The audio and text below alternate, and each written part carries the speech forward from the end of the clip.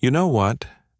In my 30 years as a therapist, I've seen smart, brilliant, successful women turn into full-blown private investigators the moment a man pulls away.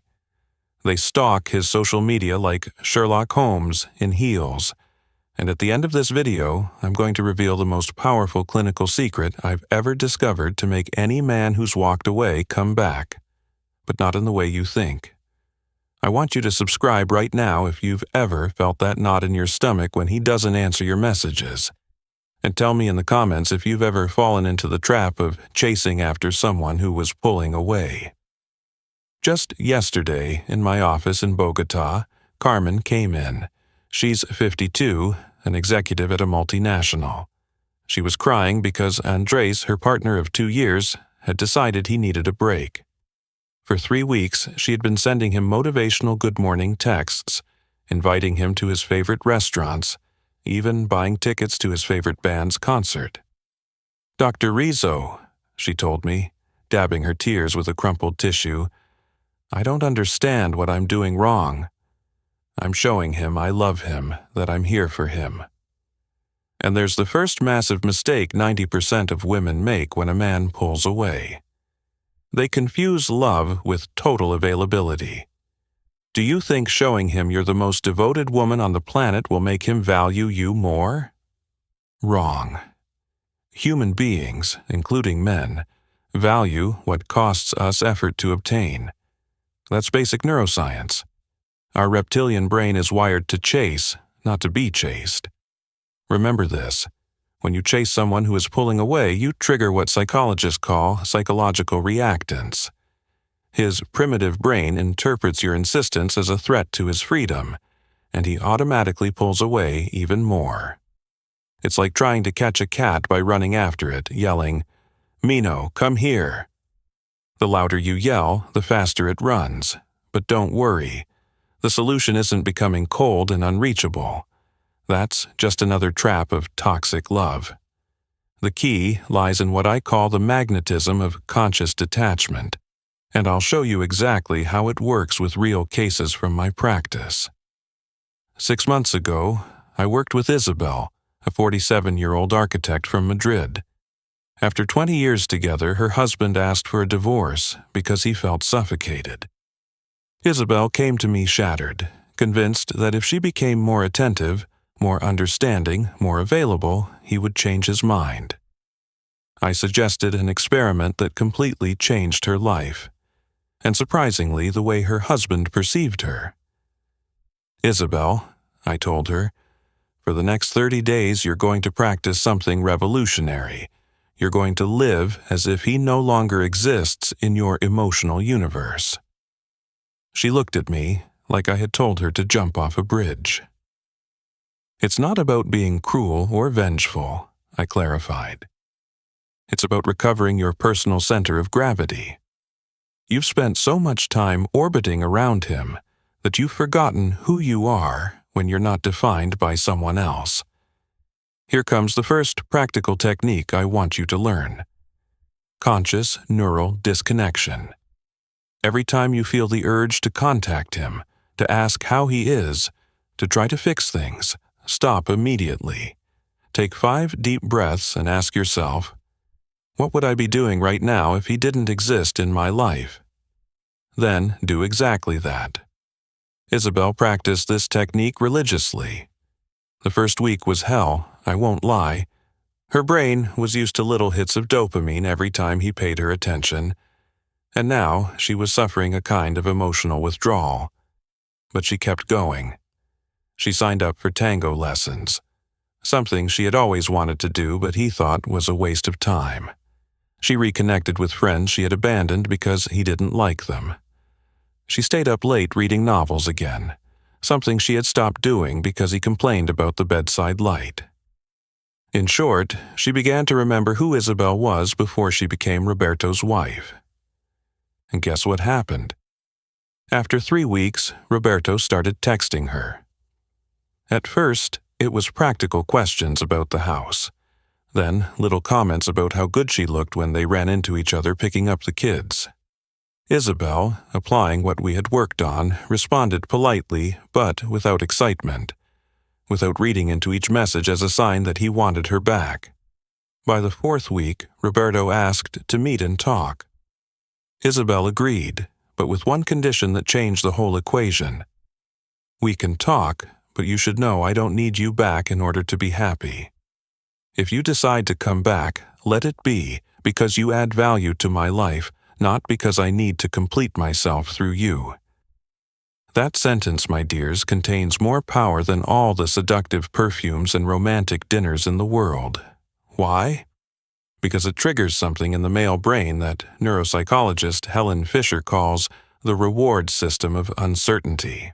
When a man senses that you're no longer a guaranteed possession, that you've regained your emotional independence, his primitive brain goes on high alert. Wait, this woman doesn't need me anymore. Maybe I should reevaluate her. But be careful. This is not a manipulative strategy. If you do it just to lure him back, it will fail miserably. Authenticity can be smelled from miles away. Conscious detachment works because it's real. You're truly learning to be happy without him. You're truly building a full, independent life. Remember Anna, a 39-year-old accountant from Barcelona, who came to me because her boyfriend of 3 years said he needed space to think? Anna had fallen into all the typical mistakes: desperate messages, accidentally showing up where she knew he'd be, even talking to his mother to intervene. The result? He pulled away more and more. I taught her something I call the emotional mirror technique. Instead of reacting to his distance with more closeness, she started reflecting his exact level of interest. If he took 2 days to answer a message, she took 3. If he canceled a date, she said, "Perfect. I had other plans too."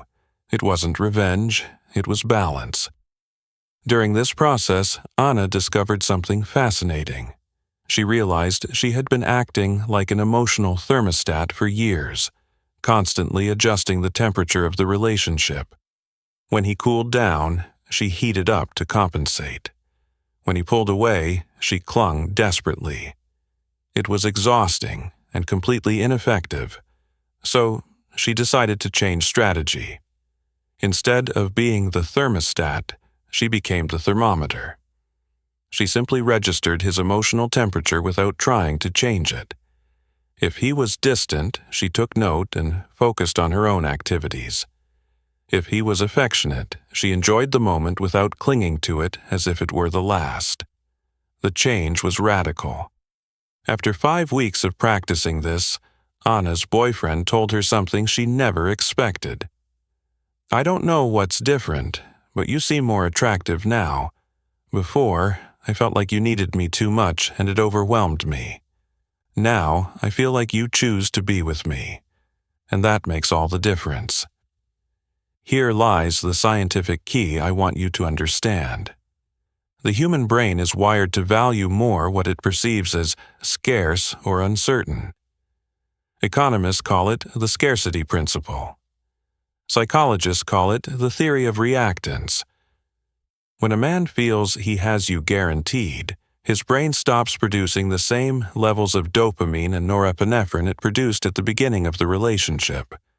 Remember those first months with him? The butterflies in your stomach, the adrenaline rush when the phone rang and it was him, the euphoria when he confirmed a date. Why do you think you felt all that? Because there was uncertainty. You didn't know if he really liked you. You didn't have any guarantees that things would work out. Your brain was in hunting mode, releasing an addictive chemical cocktail every time he paid attention to you. Well, something similar happens in his brain when you regain your emotional independence. Suddenly, you're no longer a guaranteed resource. You're a woman with options, with a life of her own, with the real ability to say thanks but no if he doesn't add value to your existence. Let me tell you about Marta, a 45-year-old teacher from Valencia. She came to my office after her partner of 6 years told her he no longer felt the same about her. Marta had done everything she thought she was supposed to do, cooking his favorite meals, saying yes to all his plans without complaint, even cutting ties with friends he didn't like. She had become what I call a chronic pleaser. "Marta," I asked her, "when was the last time you told him no to something he wanted to do?" She thought for several minutes. "I can't remember, Doctor. I've always believed true love means putting yourself second for the one you love." Huge mistake. True love means loving yourself enough to keep your dignity intact. I gave her an exercise that at first she resisted. For 30 days she would practice conscious no. It wasn't about contradicting him just to contradict him. It was about reconnecting with her own desires and limits. If he suggested a war movie and she wanted a romantic comedy, she would speak up. If he wanted to stay home and she felt like going out with friends, she would go. The first days were tense. He wasn't used to Marta having her own opinions and reacted with irritation. "You've gotten so selfish lately." But Marta, armed with the techniques we had worked on, calmly replied, "This isn't selfishness, it's self-respect. If you can choose what makes you happy, so can I." Something curious started happening. The man who had spent months saying he no longer felt the same began paying more attention to her. He looked at her differently when she dressed up to go out with her friends. He commented on how good she looked coming back from her Pilates classes, something she had taken up again after abandoning it for years. By the 5th week, something Marta didn't expect happened. He organized a surprise dinner at home, with candles and all the romantic details. During dinner, he told her, "I know we've had some arguments lately, but I want you to know something. I like the woman you're becoming. You seem more alive." Do you see what happened? Marta had stopped being predictable. She was no longer the woman who always said yes, who was always how available, who always put his needs above her own. She had become someone with her own standards, her own life, and the ability to choose to be with him instead of desperately needing his approval. But here's the most important part, and I want you to burn this into your mind. The goal should never be for him to come back. The goal should be for you to regain your personal power, your self-esteem, your ability to be happy, whether there's a man in your life or not. Because, my dears, a man who only values you when he risks losing you is not a man worthy of your love. He's an emotional collector, someone who sees women as trophies to be kept on his shelf without making too much noise. Rosa, a 51-year-old doctor from Seville, taught me a lesson I'll never forget. After applying all the techniques of conscious detachment we had worked on, her ex-husband did come back. He showed up at her house with flowers, declarations of renewed love, and promises of change. But Rosa had changed too. She had learned to value her peace of mind. She had rediscovered the pleasure of making decisions without consulting anyone. She remembered what it was like to fall asleep without knots in her stomach, wondering if she had done something wrong. "Doctor," she told me in our last session, "when he came back, I realized I wasn't the same woman who had separated from him. During these months alone, I learned something fundamental. I can love him, but I no longer need him. And that difference changes everything." Rosa decided to give him another chance, but with very clear conditions. No going back to the old pattern where she was the one who gave in, who adapted, who kept the peace at the expense of her happiness. She set firm boundaries. He had to go to individual therapy to work on his communication issues. They would have regular couples sessions, and she would keep her activities and friendships whether he liked it or not. And you know what? He agreed, because he finally understood that Rosa was no longer a guaranteed option. She was a woman who had learned to love herself enough to demand respect. But I also want to tell you about Lucia, because not all stories end with the man coming back, and that doesn't make them failures. Lucia, a 43-year-old architect from Bilbao, applied all the techniques of conscious detachment after her partner of 8 years, told her he wasn't in love with her anymore. For the first 2 months, he showed no sign of wanting to return. Lucia, following our work, focused on rebuilding her life. She enrolled in a master's program she had always postponed. She picked up her passion for photography again. She even took a solo trip to Prague, something she had never dared to do. At the 3-month mark, he reached out, but when they met to talk, Lucia realized something crucial. She no longer wanted him back. During those months of personal growth, she had understood that the relationship wasn't healthy for either of them. She had been living for him, and he had grown accustomed to a woman who never challenged him.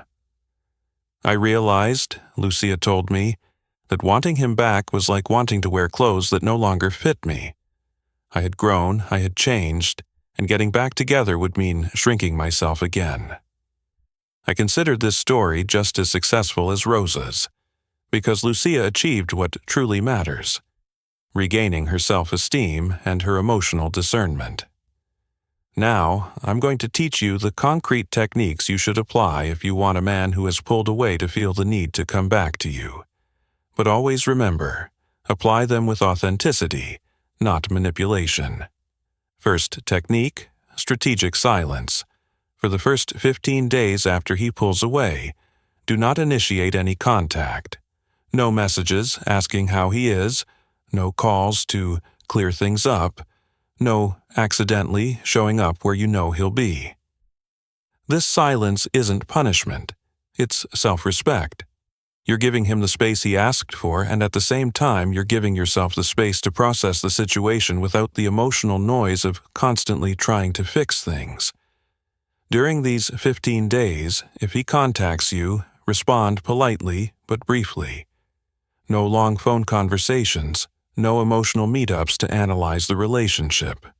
A simple, "Hi, I'm fine, thanks for asking," is enough. Have you noticed? When a woman suddenly becomes emotionally unavailable, the man starts to wonder, what's going on in her mind? Second technique, visible reconstruction. While maintaining strategic silence, start rebuilding your life visibly. Post photos on social media doing things you love with friends in new places. It's not about making him jealous. It's about reminding yourself that you have a rich, interesting life, with or without him. Patricia, a 48-year-old lawyer, told me that after applying this technique for a month, her ex wrote to her, "I see you've been very active lately. I'm glad you're doing well." It was the first time in 3 years he had publicly acknowledged something positive about her. Why? Because she was no longer the sad, needy woman he expected to find after the breakup. Third technique, the upgraded mirror effect. When he finally contacts you, and he will, because 87% of men reach out to their ex within the first 3 months, don't react like a teenager squealing at a crush's phone call. Keep a friendly but neutral tone. If he's affectionate, you remain polite. If he proposes meeting up, don't immediately jump in with an enthusiastic yes. Say something like, "Let me check my schedule and I'll confirm." This isn't playing hard to get. It's showing that your life no longer revolves around his availability. You have your own plans, your own commitments, your own calendar that can't be changed on a whim. Fourth technique, the boundaries conversation. If after all this he expresses a desire to try again, here's the most crucial part. Don't jump with joy as if you just won the lottery. Stay calm and speak clearly about what needs to change for the relationship to work. Remember Carmen, the executive I told you about at the beginning? When Andre suggested getting back together, she didn't say yes immediately. She told him, "Andres, I also miss the good things we had, but I need to know this time will be different. What's changed in you? What are you going to do differently?" And most importantly, she set her conditions. If he wanted to return, he had to commit to couples therapy. He had to accept that she would keep her independent activities, and he had to understand that if they slipped back into toxic patterns, she wouldn't stay to suffer again. Fifth technique, the test of time. If you decide to give him another chance, don't go straight back to living together or to the same emotional intensity as before. Take things slowly, as if it were a brand new relationship. He has to earn your love and your trust again. He can't just assume that because he's decided to come back, everything will be exactly as it was. Elena, a 46-year-old journalist, applied this technique brilliantly when her ex-husband wanted to return after 6 months of separation. She told him, "We can start dating again, but you'll have to court me as if it were the first time. I'm no longer the same woman who separated from you. You'll have to get to know this new version of me." And do you know what effect that had? He put in more effort than he had in years. He started sending flowers again, planning special dates, really listening when she spoke. His interest was rekindled because Elena was no longer a guaranteed resource. But here's the million-dollar question. Why do these techniques work? The answer lies in the neuroscience of attachment and attraction. When a woman desperately chases after a man who is pulling away, she activates what psychologists call the avoidant attachment system in him. His primitive brain interprets that pursuit as a threat to his autonomy, and his instinctive response is to withdraw even more. On the other hand, when a woman practices conscious detachment and regains her emotional independence, she activates something completely different: the anxious attachment system. Suddenly, he starts to wonder, why doesn't she need me anymore? Why does she seem perfectly fine without me? Because she's no longer the center of his emotional universe. It's fascinating how the human psyche works. We tend to chase what runs away, and we retreat from what chases us. It's not cruelty, it's biology. Our reptilian brain, millions of years in the making, is wired to value more what requires effort to obtain. Think about your own experiences. When did you value a man more? When he was always available, always eager to please you, or when he had his own life, his own interests, his own defined personality? I'm sure the answer is the second option. Well, the same works in reverse. A man values more a woman who has her own life, her own standards, and the ability to say no thanks if he doesn't add real value to her existence. Now, I'm going to tell you something that may sound controversial, but that you need to hear. Not every man who pulls away will come back, even if you apply these techniques. And that's not necessarily a bad thing. Some leave because they truly weren't in love, others because they have personal issues that have nothing to do with you, and some simply aren't at the right stage of life for a serious relationship. And you know what? That's better. Because a relationship where you constantly have to prove your worth, beg for attention, and walk on eggshells to keep him from leaving is not a healthy relationship. It's an emotional addiction disguised as love. Let me tell you the story of Amparo, a 54-year-old nurse from Granada. For 2 years, she was in an on-again, off-again relationship with a man who every few months would say he needed space. Amparo always ran after him, begged him not to leave, promised to change whatever he thought was wrong. And he always came back, but only temporarily. When Amparo came to me, she was emotionally exhausted. "Doctor, I don't understand what I'm doing wrong. I'm attentive, loving, understanding. Why does he always end up pulling away?" The answer was simple but painful. He pulled away because he could, because he knew Amparo would always be there whenever he decided to come back. I explained something that completely changed her perspective. "My dear, you don't have a love problem. You have a self-esteem problem. A man who truly values you doesn't play cat and mouse with you. He doesn't make you feel you have to constantly earn his love." Amparo applied all the conscious detachment techniques we had worked on. When he came back after his usual reflection period, She didn't open the door immediately. Instead, she told him something he never expected to hear. "Miguel, this time I'm not going to wait for you. I've decided I deserve a stable relationship with someone who's sure about wanting me. If one day you're ready for that, I'll be glad to know. But I'm not going to be your emotional backup plan anymore." And what happened? He tried his usual tricks, grand promises of change, dramatic declarations of love, even claiming he finally realized how stupid he had been. But Amparo stood firm. She had learned something fundamental. Words without consistent actions are worthless. 6 months later, Amparo met a man who, from the very first day, was clear about his intentions, consistent in his behavior, and respectful of her time and emotions. "Doctor," she told me in one of our last sessions, "now I understand the difference between a man who loves me and a man who just needs me to be available whenever it suits him. This distinction is crucial, and I want you to burn it into your mind. A man who truly loves you does not play with your emotional stability. He doesn't put you on a roller coaster of hopes and disappointments. A man who's truly in love wants your peace, not your suffering." But I also want to talk about cases where these techniques do work because the relationship had a solid foundation but was contaminated by toxic patterns that could be corrected.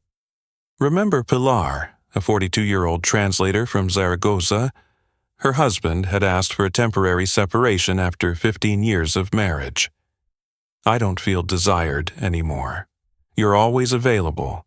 You always say yes to everything. I feel more like a roommate than your partner," he told her. Pilar had fallen into the trap of believing that being a good wife meant having no needs of her own. She had become what I call a ghost woman, physically present but emotionally invisible. She had no strong opinions about anything, no desires of her own, no personal projects that excited her. In our sessions, Pilar discovered something surprising. She had gradually lost her identity without even realizing it. "Doctor, when you ask me what I like to do in my free time, I don't know how to answer. My free time has always been doing whatever he wanted to do." So I suggested a revealing exercise. For 30 days, every day she would do something just for herself. It could be as simple as buying a book that interested her, not one he might want to read too, or as big as signing up for a painting course she had always dreamed of. The first days felt strange to Pilar. She felt guilty, selfish. But little by little she started remembering who she had been before becoming Juan's wife. She rediscovered her passion for gardening, her interest in art history, her natural talent for creative cooking. After 3 weeks of temporary separation, something curious began to happen. Juan started to see her differently when they picked up the kids from school. Pilar wore clothes she had chosen for her own taste, not his. She spoke with excitement about her new hobbies. She radiated an energy he hadn't seen in years. "When did you start liking gardening?" he asked one day. "I've always liked it," Pilar replied, "but you were never interested, so I stopped doing it." Juan was silent, processing this. By the 5th week, he asked her out to dinner. "I want to get to know this new version of you," he said. At dinner, Pilar didn't do anything extraordinary. She was simply herself, talking about her projects, her new friends, her painting course, her plans for the garden she had started tending again. Juan listened, fascinated. "It's like I'm meeting a completely new woman," he confessed at the end of the evening. "I like this version of you. I like how your eyes shine when you talk about your things." What had happened? Pilar had regained something therapists call personal differentiation. She was no longer an emotional extension of her husband, but a complete person with her own interests, passions, and opinions. And that, my dears, is infinitely more attractive than a woman who has erased her personality to adapt to her partner's preferences. But here comes an important warning. If your man left because he's a narcissist, a psychological abuser, or simply someone incapable of emotional commitment, none of these techniques will turn him into a healthy partner. At best, if he returns, it will only be temporary, until he once again feels he has you under control. I learned this the hard way with Soledad, a 49-year-old accountant from Malaga. For 8 months, we worked together applying all the conscious detachment techniques after her partner had left her for the 3rd time in 2 years. Soledad did the work beautifully. She regained her self-esteem, developed new hobbies, set clear boundaries. When he came back, she maintained her new position of strength. But 3 months later, he started the same patterns again. Subtle criticisms to chip away at her self-esteem, restrictions on who she could see, emotional blackmail when she didn't do what he wanted. Soledad realized something crucial. She had changed, but he was still the same toxic man as always. "Doctor," she told me in a session that marked a turning point, "I've realized I can't love someone in a healthy way if they don't know how to love in a healthy way. It's like trying to dance a tango with someone who only knows how to step on your feet." Soledad made the bravest decision of her life, to end the relationship for good.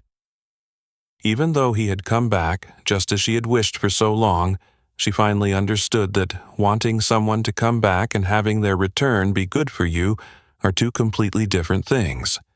This is the true power of conscious detachment. It doesn't just bring men back.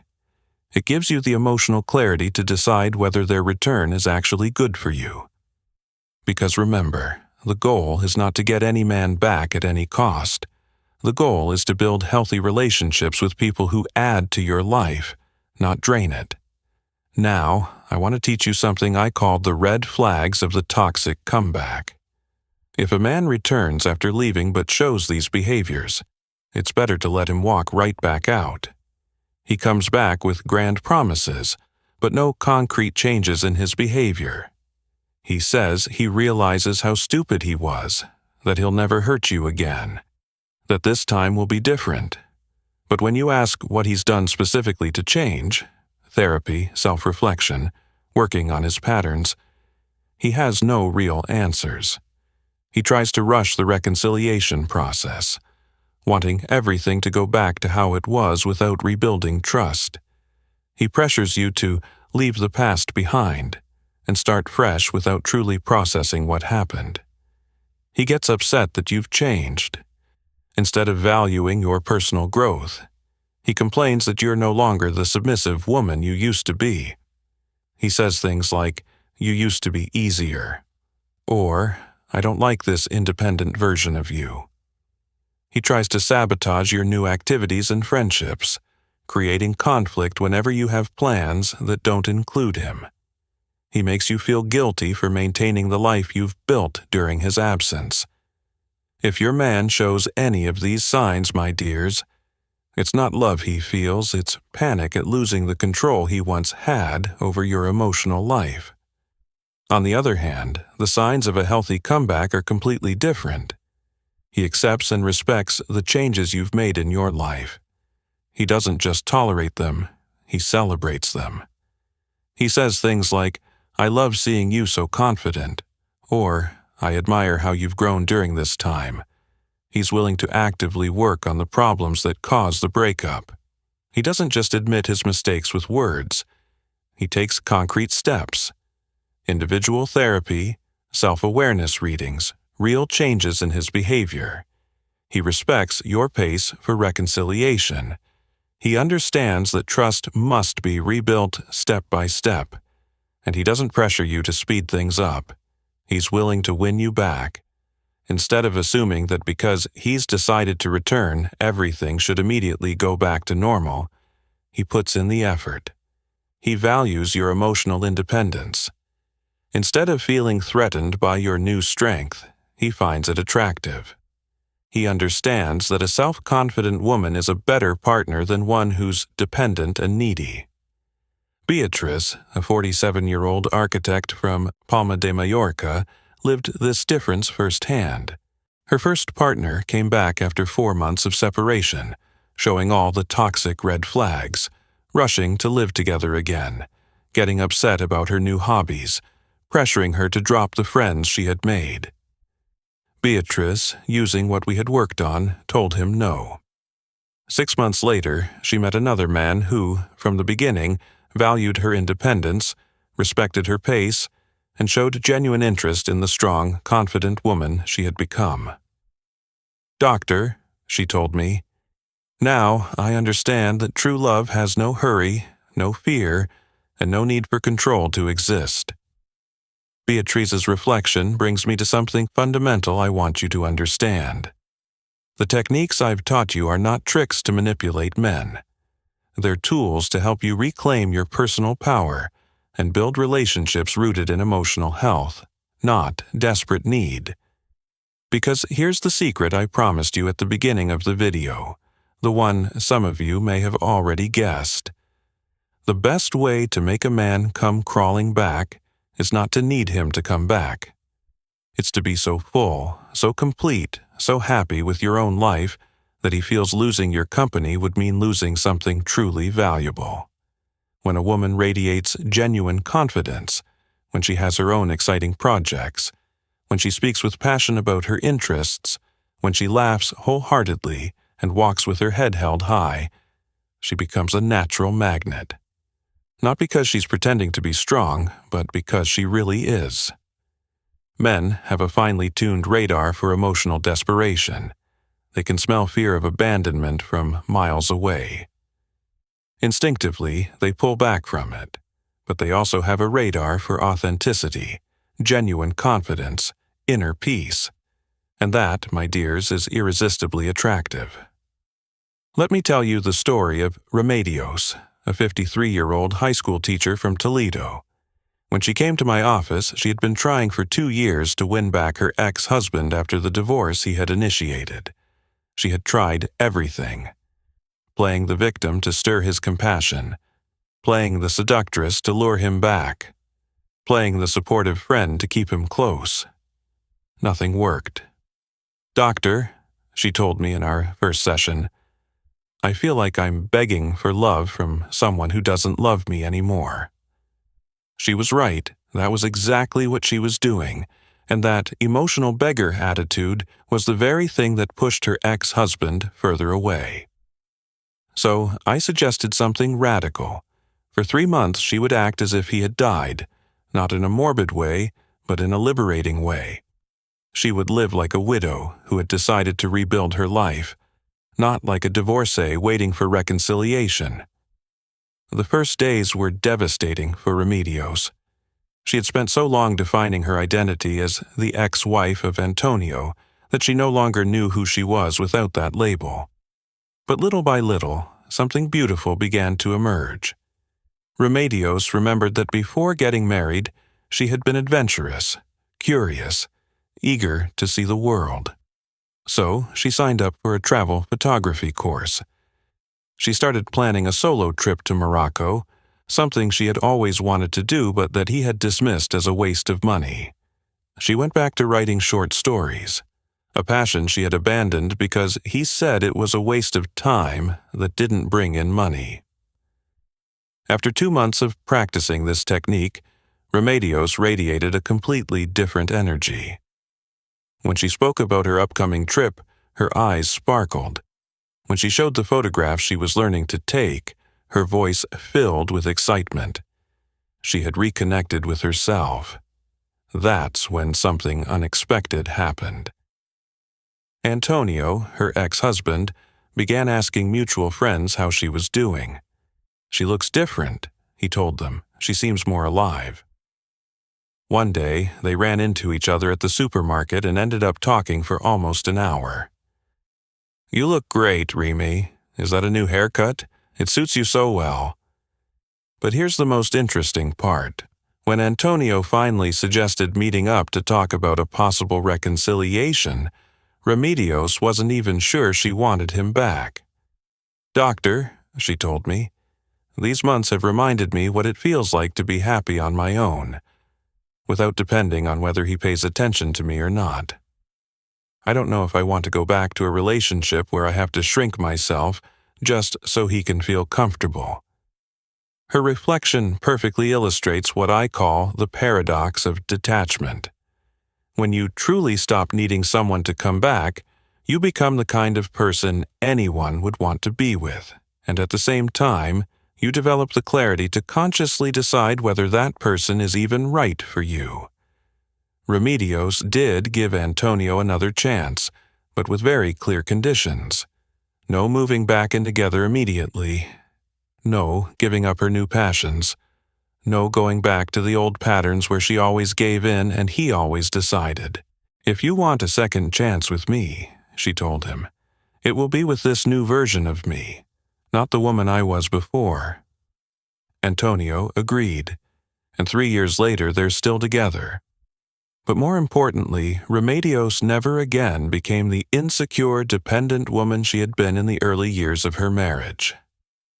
Now, I want to address something many women ask me in my sessions. "Doctor, what if I apply all these techniques and he never comes back?" My answer is always the same. Then you will have gained something infinitely more valuable than getting a man back. You will have gotten yourself back. Because, my dears, a life spent waiting for someone else to notice your worth is a life wasted. You are not a consolation prize for men who don't know what they want. You are not an emotional shelter for men who come to you when all their other options fail. You are complete women with so much to offer. You deserve to be chosen consciously by someone who appreciates everything you are. Psychologist S. Johnson, one of the world's leading experts in couples therapy, says something I find revolutionary. We cannot love healthily from a place of lack. We can only love healthily from a place of fullness. That sentence sums up the entire philosophy I've been sharing with you. When you love from lack, from the desperate need to fill an inner void, you turn the other person into your emotional savior. And that inevitably creates pressure, suffocation, toxic dependency. No one can save us from ourselves, and expecting someone to do so is condemning the relationship to fail. But when you love from fullness, from the confidence of knowing you are valuable whether you have a partner or not, you offer something completely different. Conscious companionship, not need disguised as love. Maria Jose, a 44-year-old businesswoman from Murcia, taught me this lesson in the most beautiful way. After 6 months of practicing conscious detachment, her ex-boyfriend hadn't shown the slightest sign of wanting to come back. "Doctor," she told me, "at first it hurt that he didn't return. But now I realize his absence gave me something incredible, the certainty that I can be happy alone." Maria Jose had discovered what I call non-negotiable happiness, that ability to be at peace in your own company, to enjoy your own plans, to feel complete without constant external validation. 6 months later, she met a man who, from the very first day, appreciated her independence, valued her self-confidence, and showed genuine interest in building something with her, not rescuing her from loneliness. "The difference," she explained, "is that with my ex, I was always proving I deserved to be loved. With my current partner, I simply enjoy being loved." That difference changes everything. Because when you constantly have to prove that you deserve love, you are in an emotionally inferior position.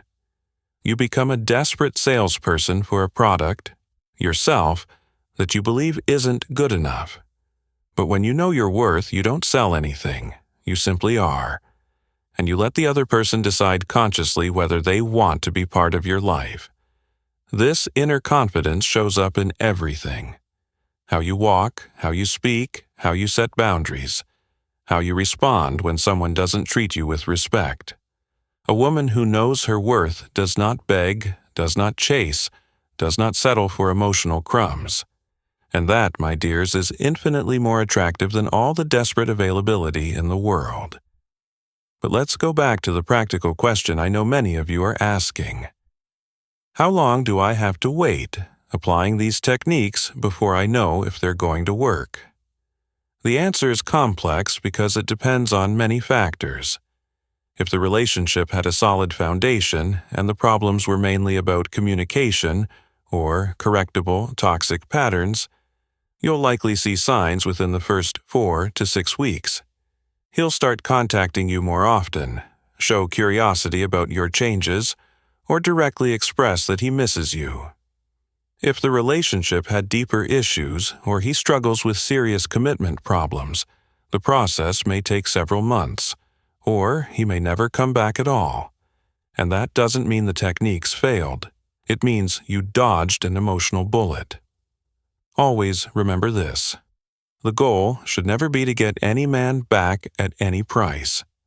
The goal should be to attract into your life only those men who truly value you and are capable of building something healthy with you.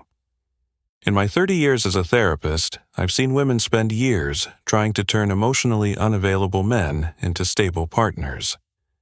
It's like trying to squeeze water from a stone. Endless effort, endless frustration, zero results. But I've also seen women who, after applying these techniques of conscious detachment, naturally attracted men who, from the very beginning, were ready to love in a mature, committed way. The difference isn't luck. It's the kind of energy you radiate. A desperate woman attracts men who take advantage of her desperation. A confident woman attracts men who value emotional security. Carmen, the executive I mentioned at the beginning, told me something revealing 6 months after our last session.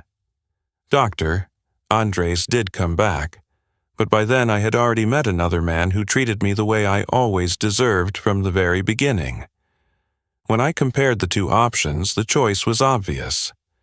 This story perfectly illustrates something I want you to understand. When you work on your personal growth and reclaim your inner power, you not only increase the chances of your ex returning, you also increase your attractiveness to men who would never have noticed you when you were in needy woman mode. Because emotionally healthy men are drawn to emotionally healthy women.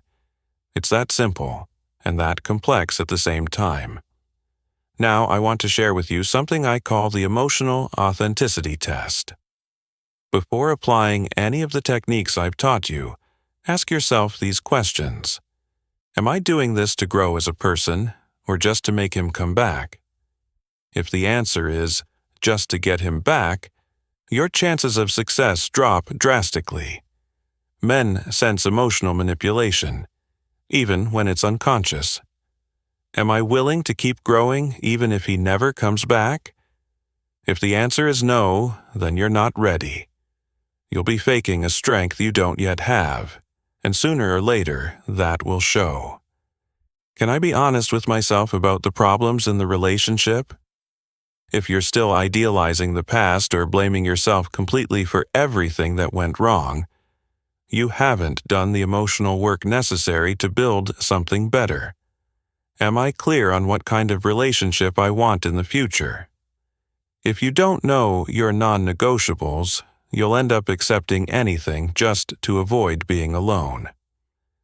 These questions are essential because they determine whether you'll apply the techniques from a place of authenticity or from desperation disguised as strength. And that difference is what makes results lasting or temporary.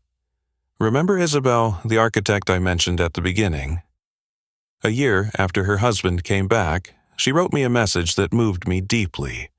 Doctor, Roberto came back, but the most important thing is that I never went back to being the insecure woman I once was. Now I have a relationship built on conscious choice, not on need, and that has changed everything. Isabel's reflection captures the essence of everything I've explained to you. The real power doesn't lie in making someone come back. It lies in becoming the kind of woman who consciously chooses who she wants in her life. instead of clinging desperately to anyone who gives her attention. And now, my dears, we reach the end of this journey together. I've shared real stories of brave women who stopped begging for love and started demanding respect. I've given you concrete techniques to help you reclaim your personal power. I've explained the neuroscience behind attraction and detachment. But none of this will matter unless you take the most important step, deciding that you deserve more than a relationship where you have to make yourself small so he can feel comfortable. Deciding that your worth does not depend on whether one particular man values you. Deciding that you'd rather be alone and at peace than accompanied and suffering. Because at the end of the day, the most important relationship in your life is the one you have with yourself. If that relationship is broken, all the others will be too. If that relationship is solid, healthy, and loving, you'll naturally attract people who know how to love in the same way. So, here's my challenge for you this week.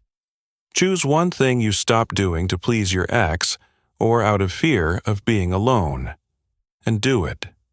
It could be as simple as going to the movies alone to see a film you like, or as big as enrolling in that course you always wanted to take. The goal isn't to prove to anyone else how well you're doing. The goal is to prove it to yourself. Because when a woman shows herself she can be happy on her own, she becomes the kind of person everyone wants to be with.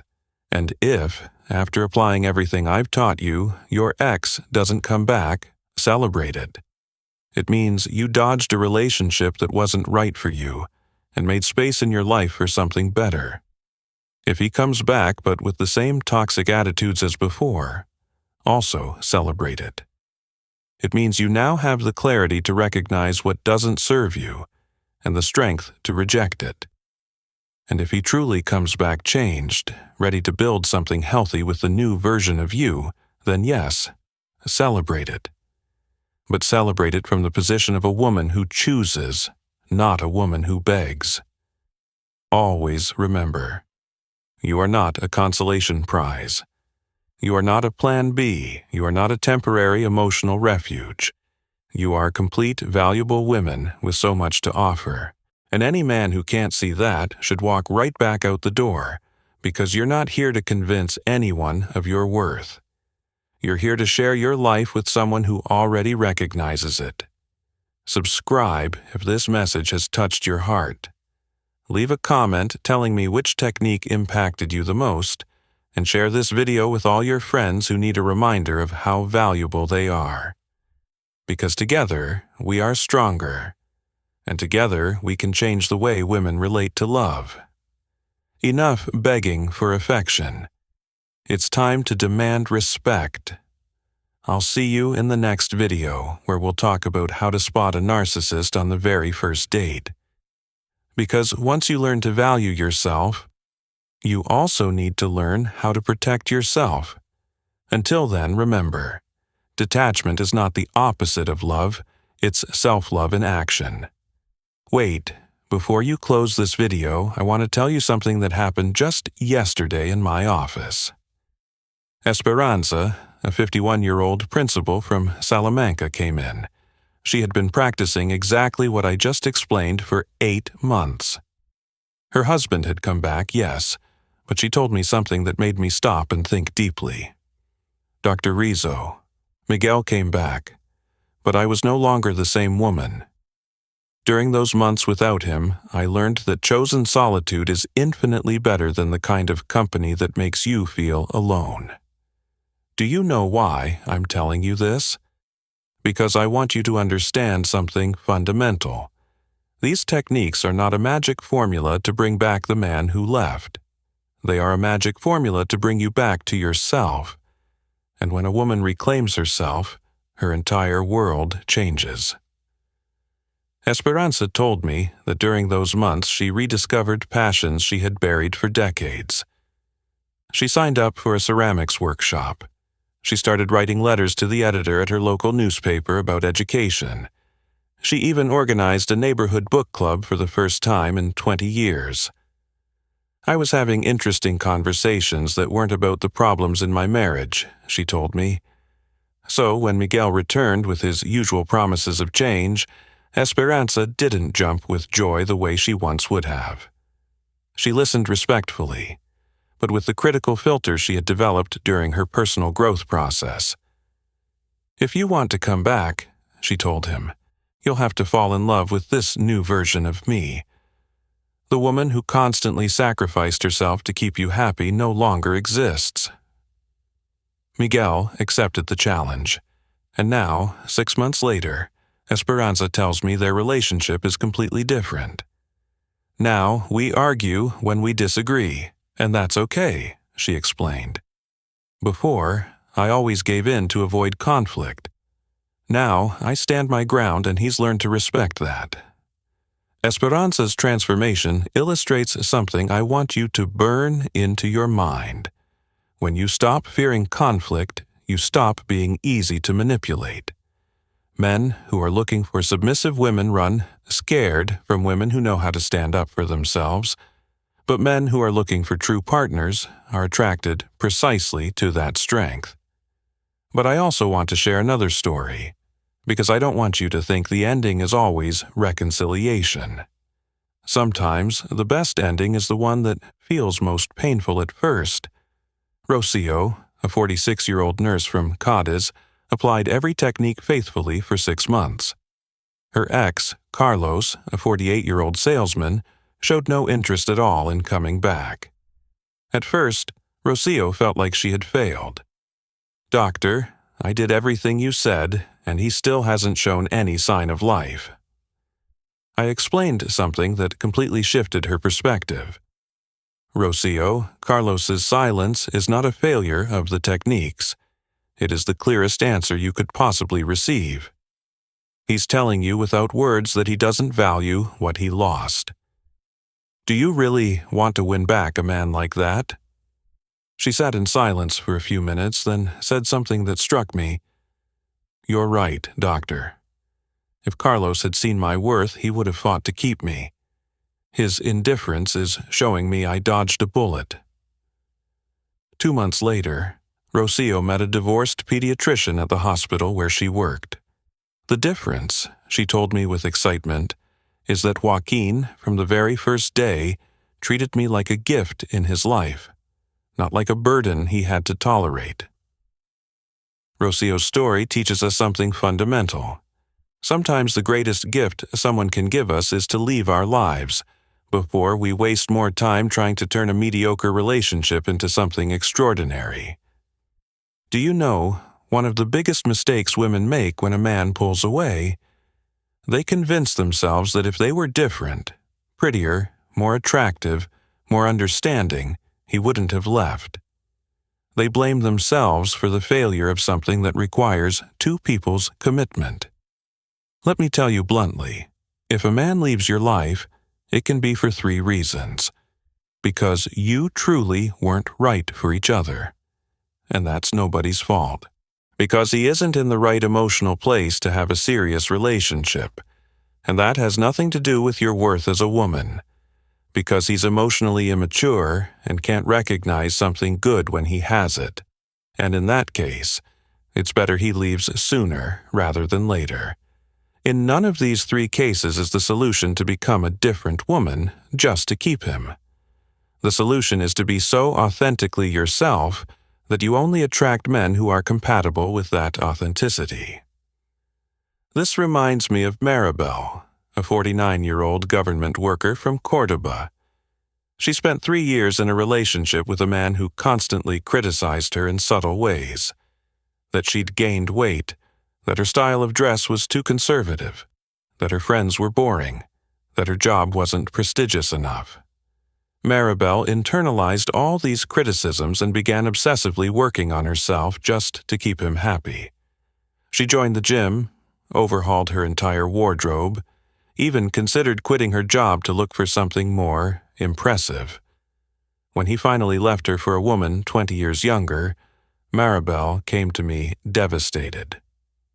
"Doctor, I did everything I could to be the woman he wanted, and it still wasn't enough. Maribel, I told her. The problem isn't that you weren't enough. The problem is that you tried to be enough for someone who was never going to be satisfied with anything. Some men need to criticize their partners to feel superior. That's not love. It's narcissism. Through our sessions, Maribel discovered something liberating. The woman she had been before meeting him was perfectly valuable, just as she was. Her friends weren't boring. They were loyal and genuine. Her job wasn't unprestigious. It was vocational and deeply fulfilling. Her style wasn't conservative. It was elegant and appropriate for her age. I realized, she told me months later, that I had been trying to be perfect for someone who was never going to see me as perfect, because he needed me insecure in order to control me. Once Maribel reclaimed her original self-esteem, something wonderful happened. She became invisible to narcissistic men and magnetic to emotionally healthy ones. Today, she's in a relationship with a coworker who, from the very first day, told her, "I like you exactly as you are. Don't change a thing." Maribel's transformation brings me to something crucial. You must learn to distinguish between a man who loves you as you are and a man who loves you in spite of who you are. The difference is enormous. A man who loves you as you are celebrates your quirks, finds your little flaws endearing, and values your whole personality. A man who loves you in spite of who you are merely tolerates your traits, secretly hoping to change them over time. How can you tell the difference? It's simple. Pay attention to how he talks about you when you're not around. The man who loves you as you are brags about you to his friends. He mentions your qualities with pride. He defends your decisions even if he doesn't fully agree. The man who loves you in spite of you makes disparaging comments, complains about you to others, belittles your achievements. Concha, a 44-year-old lawyer from Oviedo, told me a revealing story. One day, she arrived early to pick up her then-boyfriend at a meeting with his colleagues and overheard him say, "Yes, Concha is a little obsessed with her plants. She's turned the house into a jungle, but it's her hobby and it makes her happy." That sentence confirmed for her that he loved her as she was. In contrast, she remembered her ex-husband, who used to say in front of others, "Concha is obsessed with plants. The house looks like a greenhouse. Hopefully, one day she'll get over that nonsense." The difference was brutal. One celebrated her passion. The other ridiculed it, hoping she would change. "Doctor," Concha told me, "that difference taught me something fundamental about true love. It doesn't try to change you. It tries to know you more deeply every day." Her reflection connects to something important I want you to understand about healthy relationships. In a healthy relationship, both people grow, but no one demands that the other change the core of who they are. You can evolve together, but always while keeping your essence intact. When you apply the conscious detachment techniques I've taught you, what you're really doing is automatically filtering men. The ones who disappear for good when they see you've regained your independence are precisely the ones who needed you in a position of emotional inferiority to feel comfortable. The ones who come back intrigued by your transformation and willing to love this new version of you are the ones who truly have potential to build something healthy with you. But there's a third group, and I want you to be prepared to recognize them. The ones who come back temporarily with the hidden goal of dragging you back into your old state of dependency. These are the most dangerous, because they use your love for them as a weapon of manipulation. How can you recognize them? They come back with grand declarations of love, but little by little start sabotaging your new independence. They say they miss you, but get upset when you make plans without them. They promise change, but get irritated when you enforce boundaries. Natalia, a 47-year-old journalist from Santander, lived exactly this situation. After 4 months of conscious detachment, her ex came back with a perfect speech about how much he had reflected and how everything was going to be different. For the first 2 months, it was wonderful. He was attentive, affectionate, present. But by the 3rd month, the subtle comments started. "Going out with your friends again? I thought we could spend the afternoon together. Don't you think you're too busy with your own stuff lately? You used to be more available. I liked that version of you better." Fortunately, Natalia had developed the sensitivity to spot these warning signs. "I realized," she told me, "he hadn't come back in love with the strong woman I had become. He came back hoping to get back the submissive woman he had lost." The conversation Natalia had with him was masterful. "I appreciate that you've come back, but I think you're expecting me to return to being the person I used to be. That person no longer exists. If you can't love the woman I've become, then this isn't going to work." He tried the usual manipulation tactics. He told her she was exaggerating, that he just wanted to spend more time with her, that she had become too sensitive. But Natalia stood her ground. "This isn't sensitivity, it's clarity. I know when someone is trying to make me feel guilty for having my own life." The relationship ended for good, but Natalia didn't feel like a failure. On the contrary, she felt proud of having the strength to reject a toxic version of love. 6 months later, she met a man who, from day one, celebrated her independence and valued her emotional strength. This story teaches us something fundamental. Reclaiming your personal power doesn't guarantee that your ex will come back as a better person, but it does guarantee that you'll have the tools to recognize whether his return is good for you or not. And this brings me to a crucial point in the whole process. You must be prepared for the possibility that after all the personal growth, you may no longer want him back. It might sound paradoxical, but it's more common than you think.